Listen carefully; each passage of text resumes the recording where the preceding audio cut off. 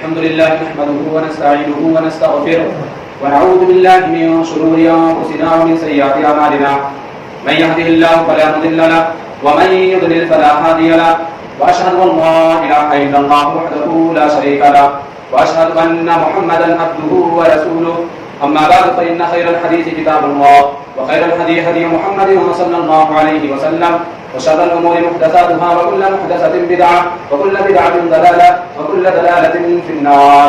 أعوذ بالله من الشيطان الرجيم. بسم الله الرحمن الرحيم. يا أيها الذين آمنوا اتقوا الله حق تقاته ولا تموتن إلا وأنتم مسلمون.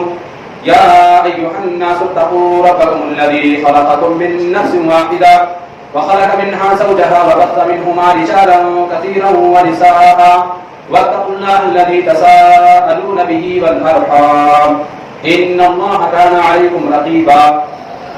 يا أيها الذين آمنوا اتقوا الله وقولوا قولا سديدا يصلح لكم أعمالكم ويغفر لكم ذنوبكم ومن يطع الله ورسوله فقد فاز فوزا عظيما. أما بعد فإن خير الحديث كتاب الله وخير الهدي هدي محمد صلى الله عليه وسلم وشر الأمور محدثاتها وكل محدثة بدعة وكل بدعة ضلالة وكل ضلالة في النار. أعوذ بالله من الشيطان الرجيم. بسم الله الرحمن الرحيم. والسابقون الأولون من المهاجرين والأنصار والذين اتبعوهم بإحسان رضي الله عنهم ورضوا عنه. محترم بزرگوں، نوجوان ساتھیوں، پیارے بچوں، ہر قسم کی تعریفات توصیفات اللہ رب العالمین کے لیے لائق و مناسب ہے، جس نے ہم تمامی حضرات کو اس دنیا فانی کے اندر پیدا کیا اور ہمیں پیدا کرنے کے بعد اللہ رب العالمین نے ہمیں بیکارو بے سہارا اور یوں ہی بھٹکتا ہوا نہیں چھوڑا، بلکہ ہماری رشد و ہدایت کے لیے اللہ رب العالمین نے بہت سارے انبیاء کرام کو اس دنیا فانی کے اندر بھیجا اور انہوں نے ہمارے اور آپ کے سامنے صحیح اور غلط راستے کی نشاندہی کی. بعد درود و سلام نازل ہوں اللہ رب العالمین کے بھیجے گئے تمام محبوب پیغمبران اسلام پر، خصوصاً بالخصوص نبیوں کے آخری قریب رحمت دو عالم تاجدار مدنی جناب محمد عربی صلی اللہ علیہ وسلم کی ذات گرامی پر. محترم سامعین، جیسا کہ ہم اور آپ جس مہینے سے گزر رہے ہیں وہ مہینہ محرم کا مہینہ ہے، اور ابھی ہم نے ماضی قریب میں دیکھا کہ اس مہینے کے اندر خصوصاً 10 محرم کو کیسی کیسی حرکتیں انجام دی گئی، لوگوں نے کیسی کیسی شرارتیں ہمارے اور آپ کے سامنے اسی طرح سے سوشل میڈیا پر کی ہیں. سامعین کرام، محرم کے مہینے میں بجائے اس کے کہ ہم صحابہ کرام کی فضیلتوں کا تذکرہ کرتے، بجائے اس کے کہ ہم صحابہ کرام کے مناقب کا تذکرہ کرتے، بجائے اس کے کہ ہم ان کے لیے بلندی درجات کی دعا کرتے، بجائے اس کے کہ ہم ان کے احسانات سے خود کو زیر بار سمجھتے، مسلمانوں کا ایک طبقہ ایسا ہے جس نے صحابہ کرام کو گالی دینا اپنا شیوا بنا لیا، اور وہ صحابہ کرام جن کے ذریعہ سے قرآن و حدیث کی تعلیمات ہم تک اور آپ تک پہنچی ہے. اگر صحابہ کرام نہ ہوتے تو آج ہم اور آپ مسجد میں بیٹھ کر کے خطبہ نہ سن رہے ہوتے، بلکہ کسی مندر میں یا کسی اور جگہ بیٹھ کر کے مورتیوں کی اور اسی طرح سے دیگر چیزوں کے سامنے سجدہ ریز ہوتے. صحابہ کرام ہی نے ہم تک اور آپ تک قرآن و حدیث کی تعلیمات کو پہنچایا، تب جا کر کے ہم اور آپ آج مسجد کے اندر جمع ہوئے ہیں. انہیں صحابہ کرام کو مسلمانوں کا ایک طبقہ گالی دیتا پھر رہا. میرے بھائیوں اور بزرگوں، اسی طرح سے صحابہ کرام کی تنقید کرتے ہوئے بہت سارے لوگ یہ کہتے ہیں کہ وہ صحابی اس لیے کہلائے کہ وہ نبی کے دور میں پیدا ہو گئے تھے. صحابہ کرام کی جو فضیلتیں ہیں، ان کے جو مناقب ہیں، ان کی جو فضیلتیں ہیں، وہ اس لیے ہیں کہ وہ نبی کے دور میں پیدا ہو گئے تھے. صحابہ کرام کی فضیلتیں اتفاقی ہیں.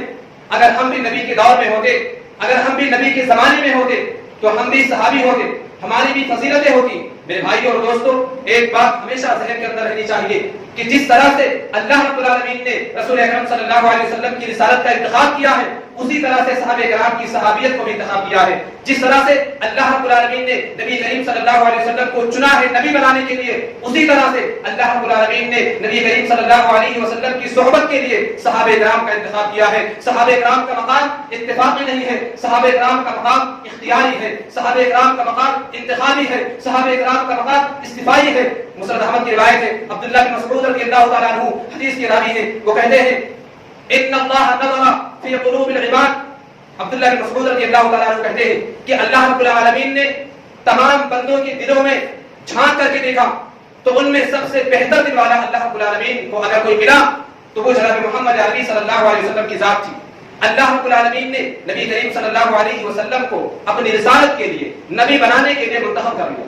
इसके बाद अल्लाह रब्बुल आलमीन ने मोहम्मद करीम सल्लल्लाहु अलैहि वसल्लम के दिल में झांकने के बाद फिर दोबारा तमाम लोगों के दिलों को देखा तो तमाम लोगों के दिलों में सबसे बेहतर दिल वाला अल्लाह रब्बुल आलमीन को अगर कोई मिला तो वो नबी करीम सल्लल्लाहु अलैहि वसल्लम के साथी थे, नबी करीम सल्लल्लाहु अलैहि वसल्लम के सहाबा थे। लिहाजा अल्लाह रब्बुल आलमीन ने नबी करीम सल्लल्लाहु अलैहि वसल्लम के सहाबा को रसूल अकरम सल्लल्लाहु अलैहि वसल्लम की सहाबियत के लिए, रसूल अकरम सल्लल्लाहु अलैहि वसल्लम की सोहबत के लिए मुंतखब कर लिया। अब ये कहना कि अगर हम भी नबी के दौर में होते तो हम भी सहाबी होते, ये बात बिल्कुल गलत है। इसलिए कि हम और आप उस लायक नहीं थे कि अल्लाह ताला हमारा इंतखाब कर सके। हमारे दिल उतने अच्छे नहीं थे जिसकी बेस पर अल्लाह रब्बुल आलमीन हमें और आपको नबी करीम सल्लल्लाहु अलैहि वसल्लम के जमाने में पैदा करता। मेरे भाई और बुजुर्गों, इसके बावजूद सहाबे किराम का जो मकाम है इसका इंतखाब हुआ है, सहाबे किराम के मकाम का सिलेक्शन हुआ है। इसके बावजूद आज मुसलमानों का एक तबका ऐसा है जो सहाबे किराम को गाली देता फिर रहा है। मैं आज के इस खुतबे जुमा में पूरे दावे के साथ मैं ये कह रहा हूँ, पूरी जिम्मेदारी के साथ मैं ये कह रहा हूँ कि आज जो भी बातें कही जाएगी, जो भी दलाइल पेश किए जाएंगे वो मैं अपनी किताबों से नहीं पेश करूंगा। आज बात होगी तो सिर्फ यारों की किताबों से होगी। वो लोग जो सहाबे किराम को बुरा भला कहते हैं उन्हीं की किताबों में, उन्हीं की किताबों से आज मैं गुफ्तगू करूंगा। उठाइए किताबुल गैब अल-तूसी, उसके अंदर लिखा है कि जब मेहदी का खुरूज होगा, मेहदी मदीना के अंदर आएगा और मदीना में आने के बाद सबसे पहले रसूल अकरम सल्लल्लाहु अलैहि वसल्लम के रोज़े अतहर के पास जाएगा और नबी करीम सल्लल्लाहु अलैहि वसल्लम के रोज़े अतहर को उखाड़ के फेंक देगा। उसके बाद हजरत अबू बकर सिद्दीक रज़ियल्लाहु ताला अन्हु, उमर फारूक रज़ियल्लाहु ताला अन्हु के पास जाएगा और उनको जिंदा करेगा। उनको जिंदा करने के बाद जूतों से और चप्पलों से उनकी पिटाई करेगा और पिटाई करने के बाद अबू बकर और उमर रज़ियल्लाहु ताला अन्हुमा को सूली दे देगा। इसके बाद भी मेहदी का गुस्सा ठंडा नहीं होगा। फिर मेहदी जाएगा और अबू बकर और उमर रज़ियल्लाहु ताला अन्हु को दोबारा जिंदा करेगा और दोबारा जिंदा करने के बाद फिर वही हरकतें करेगा जो इससे पहले कर चुका था। यानी अबू बकर और उमर रज़ियल्लाहु ताला अन्हु को दोबारा सूली देगा और ये काम मेहदी 1000 मरतबा करेगा। ये बात कहां लिखी है? किताबुल गैब लितूसी, आप उठा करके देख सकते हैं। इसके बाद मेहदी सुम्मा यज़हबु इला क़ब्र आयशा, फिर वो क़ब्र आयशा हज़रत आयशा रज़ियल्लाहु ताला अन्हा उम्मुल मोमिनीन, तमाम मुसलमानों की मां, उनकी क़ब्र के पास जाएगा और आयशा रज़ियल्लाहु ताला अन्हा को जिंदा करेगा और आयशा को जिंदा करने के बाद 80 कोड़े हज़रत आयशा रज़ियल्लाहु ताला अन्हा को नऊज़ु बिल्लाह मेहदी मारेगा, 80 कोड़े हज़रत आयशा पर लगाएगा। ये बात शिया की किताबों के अंदर लिखी हुई है। किताबुल गैब लितूसी, आप उठा करके देख सकते हैं। मेरे भाइयों, बहुत ही हैरत के साथ मुझे कहना पड़ रहा है कि एक तरफ नबी से मोहब्बत का दावा किया जा रहा है, दूसरी तरफ रसूल अकरम सल्लल्लाहु अलैहि वसल्लम के सहाबा को, रसूल अकरम सल्लल्लाहु अलैहि वसल्लम के सहाबे किराम को, आम सल्लल्लाहु अलैहि वसल्लम के यारों को बुरा भला कहा जा रहा है। और किसके बेस पर कहते हैं, किसका नाम लेकर के कहते हैं? आज आप लोग ये भी सुनते चले, नाम उनका लेते हैं कि घोड़े से इसलिए मोहब्बत करते हैं कि इस जैसा घोड़ा हज़रत हुसैन रज़ियल्लाहु ताला अन्हु के नीचे था। हुसैन के घोड़े से इतनी मोहब्बत, हुसैन के घोड़ों के जैसे घोड़ों से इतनी मोहब्बत और रसूल अकरम सल्लल्लाहु अलैहि वसल्लम की यारों से, रसूल अकरम सल्लल्लाहु अलैहि वसल्लम के सहाबे किराम से इतनी दुश्मनी, इतनी नफरत। महबूब वो नहीं होते हैं जो महबूब के यारों से दुश्मनी करते हैं। महबूब वो हुआ करते हैं, आशिक वो होता है जो अपने आशिक की गलियों का भी एहतराम करते हैं। आशिक वो होता है, लोग उन पैरों को, उन गलियों को चूमते हैं जिन गलियों में आशिक के पैर पड़ जाते हैं। एक तरफ रसूल अकरम सल्लल्लाहु अलैहि वसल्लम से मोहब्बत का दावा, दूसरी तरफ सहाबे किराम से अदावत और दुश्मनी। ये किस बात की अलामत है? क्या ये रसूल अकरम सल्लल्लाहु अलैहि वसल्लम से मोहब्बत की दलील में कोई पुख्तगी है? हज़रत हुसैन रज़ियल्लाहु ताला अन्हु को सन 61 हिजरी के अंदर शहीद किया गया। तज़किरा हुसैन का करते हैं और गालियां उनको देते हैं जो सन 23 हिजरी को इस दुनिया से चले गए।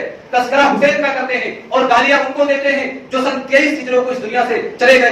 तज़किरा हुसैन का करते हैं और गालियां उनको देते हैं जो सन 35 हिजरी को शहीद कर दिए गए। मैं ये कहता हूं कि तुम ये साबित करो कि हुसैन को मारने वाले शामी थे, मैं ये साबित करता हूं कि हुसैन को मारने वाले, उनको शहीद कराने वाले कूफा के शिया थे। उठाइए किताब याकूबी की, याकूबी ने लिखा है कि जब हजरत हुसैन रज़ियल्लाहु ताला अन्हु को मैदान करबला में शहीद कर दिया गया, उनको उठा करके, उनके सर को उठा करके रखा गया, ज़ैनुल आबिदीन को महमल में मिलाया गया। लोग उनको उठा करके कूफा की तरफ लेकर के चल पड़ते हैं। कूफा के बाजार में जब लोग पहुंचते हैं, हजरत ज़ैनुल आबिदीन कुछ लोगों की रोने की आवाजें सुनते हैं। ज़ैनुल आबिदीन पूछते हैं कि ये कौन लोग हैं, ये क्यों रो रहे हैं, किस बात पर रो रहे हैं? फरमाया गया, उसे कहा गया कि ये यबकून अलल हुसैन, ये हजरत हुसैन पर रो رہے ہیں. زین العابدین نے فرمایا فمن قتلہ اذن، اگر ان رونے والوں نے میرے باپ کو قتل نہیں کیا ہے تو بتلاؤ میں آخر اپنے باپ کے خون کے چھینٹوں کو کس کے دامن پہ تلاش کروں. یہ بات کوئی سلفی مورخ لکھنے والا نہیں ہے، کوئی اہل حدیث تاریخ کا لکھنے والا نہیں ہے. اس بات کو لکھنے والا یعقوبی شیعہ مولوی. آج تذکرہ حسین کا کرتے ہیں، گالیاں ابو بکر، عمر اور عثمان رضی اللہ تعالیٰ عنہ کو دیتے ہیں. میں یہ کہتا ہوں کہ جاؤ تاریخ کی کتابوں کو اٹھا کر کے دیکھو حضرت حسین رضی اللہ تعالیٰ عنہ کو مکہ سے کوفہ بلانے والے کون تھے؟ حضرت حسین رضی اللہ تعالیٰ عنہ کے نام پر خط لکھنے والے کون تھے؟ حضرت حسین رضی اللہ تعالیٰ عنہ کو کی بیعت کرنے پر رضامندی ظاہر کرنے والے کون لوگ تھے؟ وہ کون تھے جنہوں نے مسلم بن عقیل کے حق پر بیعت کی تھی؟ وہ کون تھے جنہوں نے خط کے اندر لکھا تھا قد ارینات استعمال یا حسین فقتم، اے حسین خط پک چکے ہیں بس آپ کا انتظار ہے. میرے بھائیوں، جب ہم سوال کرتے ہیں، جب ہم پوچھتے ہیں کہ واقعہ کربلا سن 61 ہجری کے اندر پیش آیا اور گالیاں ان کو دیتے ہو جو سن 13 ہجری کے اندر، 23 ہجری کے اندر، 35 ہجری کے اندر شہید کر دیے گئے، آخر ایسا کیوں ہے؟ ان واقعات میں ربط کیا ہے؟ تعلق کیا ہے؟ آخر ابو بکر، عمر اور عثمان رضی اللہ تعالیٰ عنہ کو گالیاں کیوں دیتے ہو؟ ہمیں یہ جواب دیا جاتا ہے، ہم سے یہ کہتے ہیں کہ ہم ان کو گالیاں اس لیے دیتے ہیں، عمر رضی اللہ تعالیٰ عنہ اور ابو بکر صدیق رضی اللہ تعالیٰ عنہ کا جرم یہ ہے، ان کی خطا یہ ہے، ان کا قصور یہ ہے کہ انہوں نے سب سے پہلے حضرت علی رضی اللہ تعالیٰ عنہ سے خلافت چھینی تھی. ابو بکر عمر نے سب سے پہلے خلافت علی سے چھینی تھی، پھر بعد میں چل کر کے یزید نے حضرت حسین سے خلافت چھینی. اگر پہلے ابو بکر عمر نے حضرت علی سے خلافت نہ چھینی ہوتی، یزید کے اندر اتنی ہمت نہیں تھی کہ وہ آگے چل کر کے حضرت حسین رضی اللہ تعالیٰ عنہ سے خلافت چھین سکے. آئیے ہم اور آپ یہ جان لیں، اس بات کو جاننے کی کوشش کرتے ہیں کہ کیا واقعی ابو بکر، عمر اور عثمان رضی اللہ تعالیٰ عنہ نے حضرت علی رضی اللہ تعالیٰ عنہ کی خلافت چھین لی تھی؟ اس کی کیا حقیقت ہے؟ اور آج حوالہ اگر میں دوں گا تو صرف اور صرف یاروں کی کتابوں سے، میں اپنی کتاب سے کوئی بھی حوالہ نہیں دوں گا، اور کوئی ماں کا لال ایک حوالہ غلط ثابت کر دے، خدا کی قسم میں منبر پہ قدم رکھنا چھوڑ دوں گا. آج بات ہو جائے، آج میں اس مسئلے کو سمجھا کر کے جاؤں گا، آج میں اس مسئلے کی وضاحت کر کے جاؤں گا. میں یہ کہتا ہوں کہ حضرت حسین رضی اللہ تعالیٰ عنہ نے جب بغاوت کا علم بلند کیا، حضرت حسین رضی اللہ تعالیٰ عنہ نے جب بیعت کرنے سے انکار کر دی، تو علی رضی اللہ تعالیٰ عنہ تو اس سے پہلے زیادہ حقدار تھے بغاوت کا علم بلند کرنے کی. علی رضی اللہ تعالیٰ عنہ خروج کے زیادہ حقدار تھے، علی رضی اللہ تعالیٰ عنہ جنگ کرنے کے زیادہ حقدار تھے، لیکن انہوں نے تو ایسا نہیں کیا. اور علی رضی اللہ تعالیٰ عنہ شیر خدا، حیدر کرار، فاتح خیبر اور شیعوں کے بقول لا سیف الا ذو الفقار، اور اسی طرح سے ان کا یہ قول لو اجتمع العالم كله ما خشیت وما بالغ، کہ اگر پوری دنیا کے لوگ ایک طرف ہو جائیں، علی تنہا ایک طرف ہو جائے، علی کو کوئی ڈر نہیں ہے. علی رضی اللہ تعالیٰ عنہ اتنے بہادر تھے، اتنے پاورفل تھے. میں یہ پوچھتا ہوں کہ جب علی رضی اللہ تعالیٰ عنہ شیر خدا ہے، فاتح خیبر ہے، شیر خدا ہے، سب کچھ ہے، جب خلافت چھینی جا رہی تھی تو لڑے کیوں نہیں تھے؟ جب خلافت چھینی جا رہی تھی تو لڑے کیوں نہیں تھے؟ جنگ کیوں نہیں کی؟ آئیے میں آپ کو بتاتا چلوں کہ علی رضی اللہ تعالیٰ عنہ کتنے بڑے طاقتور تھے. میں اپنی کسی کتاب کا حوالہ نہیں، اٹھائیے ملا نعمت اللہ الجزائری کی کتاب الانوار النعمانیہ، ملا نعمت اللہ الجزائری کی کتاب الانوار النعمانیہ کے اندر لکھا ہے کہ حضرت علی رضی اللہ تعالیٰ عنہ اتنے زیادہ طاقتور تھے، اتنے بڑے قوی تھے، اتنے پاورفل تھے کہ جب خیبر کے دن انہوں نے مرحب یہودی کے سر پر تلوار ماری تو وہ تلوار ان کے پورے جسم کو چیرتی ہوئی ان کے پیر سے نیچے نکل گئی. اور یہی نہیں، پیر کو کاٹتی ہوئی تلوار نے پہلی زمین کو بھی کاٹ دیا، دوسری زمین کو بھی کاٹ دیا، تیسری زمین کو بھی کاٹ دیا. اس طرح سے اس تلوار نے، علی رضی اللہ تعالیٰ عنہ کی تلوار نے ساتوں زمینوں کا سینہ چاک کر دیا. اللہ رب العالمین گھبرا گیا. اللہ رب العالمین نے کہا جبرائیل جلدی جاؤ، علی غصے میں ہے، جاؤ. علی رضی اللہ تعالیٰ عنہ بہت زیادہ ناراض ہو گئے ہیں. رب العالمین نے فرمایا جبرائیل جلدی سے جاؤ، علی بہت زیادہ ناراض ہے، بہت غصے میں ہے، اس نے ساتوں زمینوں کا سینہ چاک کر دیا ہے. اگر علی کی تلوار بیل کے اس سینگ پر لگ گئی جس سینگ پر بیل نے پوری زمین کو اٹھا رکھا ہے تو یہ پوری زمین شک ہو جائے گی، میرا نبی بھی اس کے اندر غرق ہو جائے گا. جبرائیل امین دوڑتے بھی آئے، بھاگتے بھی آئے، اور انہوں نے اپنا پر حضرت علی رضی اللہ تعالیٰ عنہ کی تلوار کے نیچے رکھ دی، آدھا پر بھی کر دیا. میرے بھائیوں، یہ بات ہماری کتاب میں نہیں ہے، یہ کسی اہل حدیث، کسی سنی کتاب کے اندر نہیں لکھا ہے. اس بات کو لکھنے والے شیعہ مورخ ہیں کہ علی رضی اللہ تعالیٰ عنہ اس قدر طاقتور تھے. چلو ہم مانتے ہیں کہ علی رضی اللہ تعالیٰ عنہ اس قدر طاقتور تھے، اتنے پاورفل آدمی تھے. میں یہ پوچھتا ہوں کہ جب ابو بکر صدیق رضی اللہ تعالیٰ عنہ، عمر فاروق رضی اللہ تعالیٰ عنہ اور اسی طرح سے عثمان غنی رضی اللہ تعالیٰ عنہ نے جب خلافت چھینی تھی تو علی رضی اللہ تعالیٰ عنہ نے ان سے جنگ کیوں نہیں؟ علی رضی اللہ تعالیٰ عنہ ان سے لڑے کیوں نہیں جب اتنے پاورفل تھے؟ اور یہی نہیں، محسن کاشانی شیعہ مورخ محسن کاشانی نے اپنی کتاب کے اندر لکھا اذا زلزلت الارض زلزالها کی تفسیر میں کہ ایک مرتبہ ابو بکر صدیق رضی اللہ تعالیٰ عنہ نے حضرت علی رضی اللہ تعالیٰ عنہ کے خلاف مزاج بات کہی. علی رضی اللہ تعالیٰ عنہ ناراض ہو گئے، انہوں نے اپنا پیر زمین پر مارا، زمین میں زلزلہ طاری ہو گیا، زمین ہلنے لگی، زمین کپکپانے لگی اور اتنی زور سے کپکپانے لگی کہ مدینہ کی ساری دیواریں گرنے لگی. ابو بکر صدیق رضی اللہ تعالیٰ عنہ ڈر گئے، انہوں نے جا کر کے عمر سے کہا عمر جلدی کرو، علی غصے میں ہے، علی ناراض ہو گیا ہے. عمر رضی اللہ تعالیٰ عنہ بھاگ کر کے آئے، کہا علی ہمیں معاف کر دو، ان سے غلطی ہو گئی ہے. علی رضی اللہ تعالیٰ عنہ نے اپنے پیر کو دوبارہ زمین پر مارا، زمین رک گئی. اذا زلزلت الارض زلزالها. میں مانتا ہوں، ہم یہ مانتے ہیں کہ علی رضی اللہ تعالیٰ عنہ اتنے طاقتور تھے کہ زمین پر پیر مارنے سے زمین میں زلزلہ طاری ہو گیا، ہم یہ مانتے ہیں. اب میرے اس سوال کا جواب دو کہ جب ان سے خلافت چھینی جا رہی تھی، ابو بکر صدیق رضی اللہ تعالیٰ عنہ نے ان سے خلافت چھینی تھی، تو لڑائی کیوں نہیں؟ تذکرہ حسین کا کرتے ہو، تذکرہ حسین کا کرتے ہو، گالیاں ابو بکر عمر اور عثمان رضی اللہ تعالیٰ عنہ کو دیتے ہو. میرے بھائیو بزرگوں، معاملہ اس کے برعکس ہے، معاملہ اس کے الٹا ہے. آئیے میں بتلاتا ہوں کہ معاملہ کیا ہے، حقیقت کیا ہے. حقیقت آج میں آپ کے سامنے بیان کر کے جاؤں گا، اور آج کے اس خطبہ جمعہ کے اندر میں جتنے بھی حوالے دوں گا تو میری اپنی کتابیں نہیں ہوں گی، وہ میرے یاروں کی کتابیں ہوں گی جنہوں نے جو اسٹیج پر کچھ کہتے ہیں ان کی کتابوں کے اندر چار کتابوں کا حوالہ. نمبر 1 الارشاد شیخ مفید کی، نمبر 2 اعلام الورا طبرسی کی، نمبر 3 کشف الغمار ولی کی، نمبر 4 الکافی کلیبی کی. ان چاروں کتابوں کے اندر لکھا ہوا ہے باب قضاء علی فی ایام ابی بکر. ان چاروں کتابوں کے اندر لکھا ہوا ہے باب قضاء علی فی ایام ابی بکر. ابو بکر صدیق رضی اللہ تعالیٰ عنہ سے جنگ کرنا تو بہت دور کی بات ہے، ابو بکر صدیق رضی اللہ تعالیٰ عنہ سے لڑنا تو بہت دور کی بات ہے. ابو بکر صدیق رضی اللہ تعالیٰ عنہ جب خلیفہ بن گئے، علی رضی اللہ تعالیٰ عنہ ان کے دور خلافت میں مسلمانوں کے قاضی بن کر کے رہے. علی رضی اللہ تعالیٰ عنہ قاضی بن کر کے ان کے زمانے میں قاضی بن کر کے مسلمانوں کے درمیان فیصلے کرتے تھے.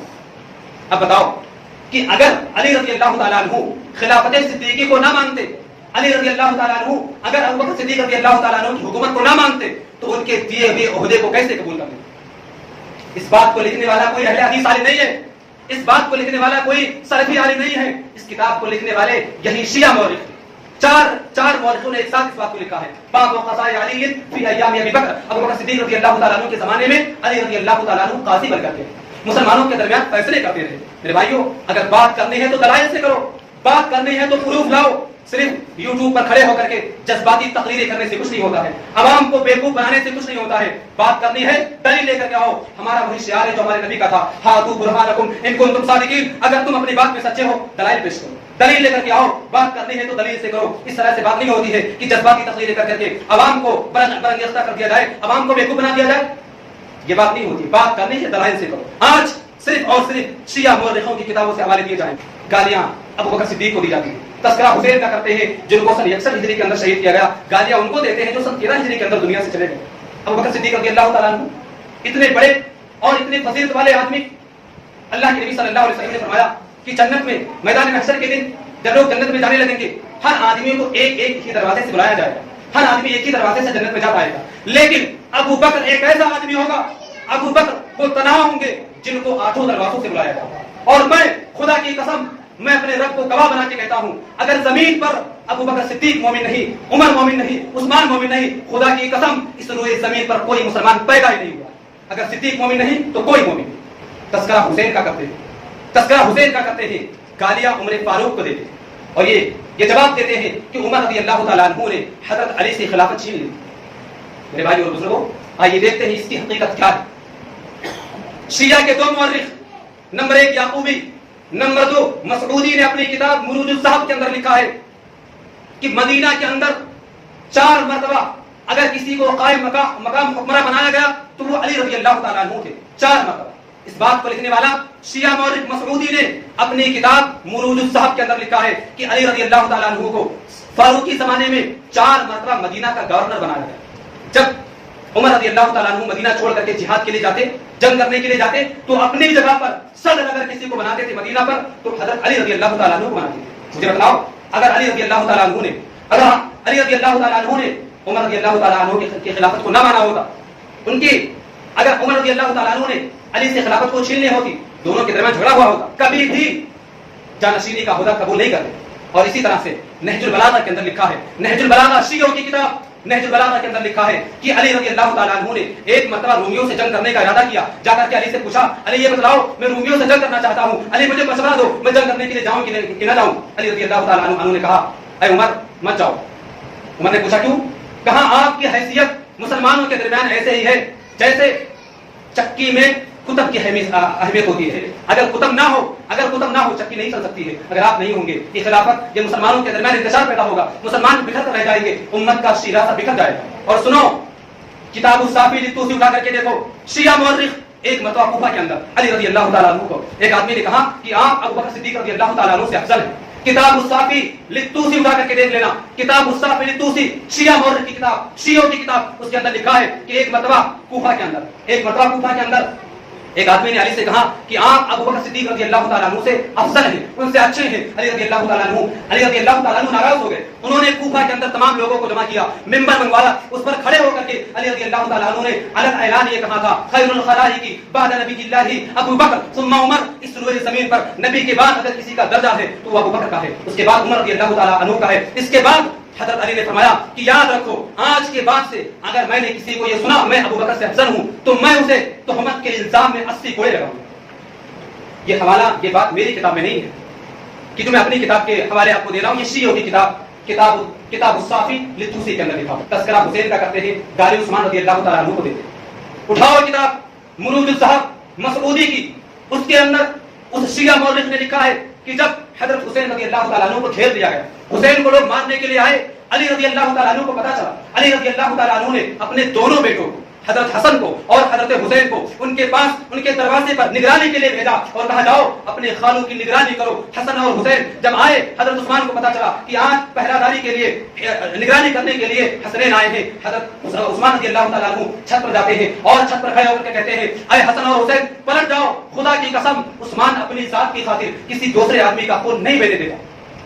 حسنین نے کہا خالو ہمارے باپ نے آپ کو آپ کی حفاظت کے لیے بھیجا ہے, آج ہم آپ کی حفاظت کے لیے آئے ہیں. عثمان نے کہا تم کو خدا کا واسطہ ہے یہاں سے چلے جاؤ. میرے بھائیو بدلاؤ, اگر عثمان رضی اللہ تعالیٰ عنہ نے خلافت چھین لی ہوتی, عثمان رضی اللہ تعالیٰ عنہ نے علی سے خلافت چھینی ہوتی تو علی رضی اللہ تعالیٰ عنہ ان کی حفاظت کے لیے اپنے دونوں بیٹوں کو ان کے دروازے پر کیوں بھیجتے؟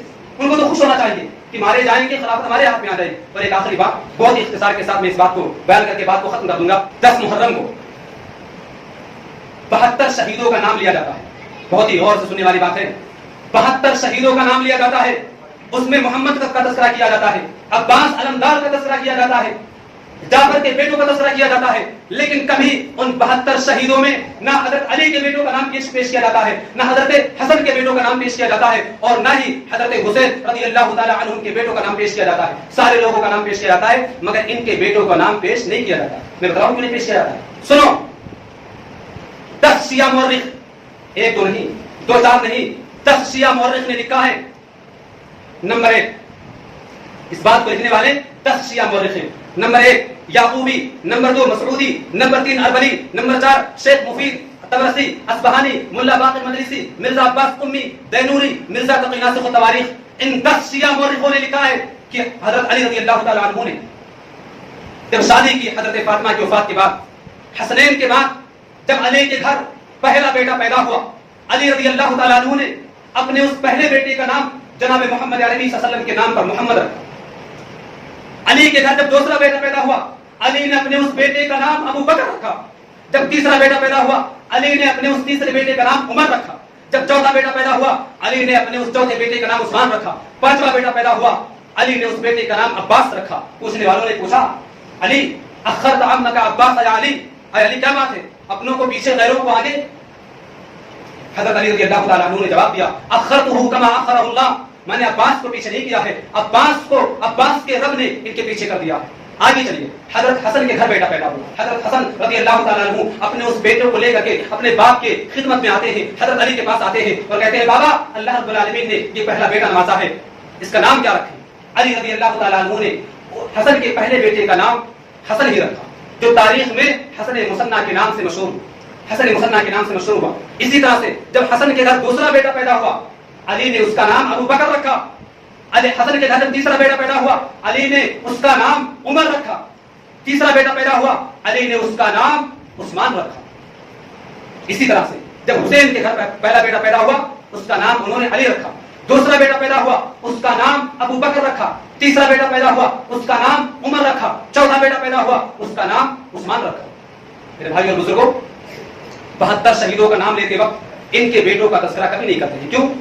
ان کو پتا ہے کہ اگر ان کے بیٹوں کا تذکرہ کریں گے ابو بکر آئے گا، ان کے بیٹوں کا تذکرہ کریں گے عمر آئے گا، ان کے بیٹوں کا تذکرہ کریں گے عثمان آئے گا، ماتم کرنے والے چوک پڑیں گے کہ علی کے گھرانے میں اتنے ابو بکر کہاں سے آ گئے، علی کے گھرانے میں اتنے عمر کہاں سے آ گئے، علی کے گھرانے میں اتنے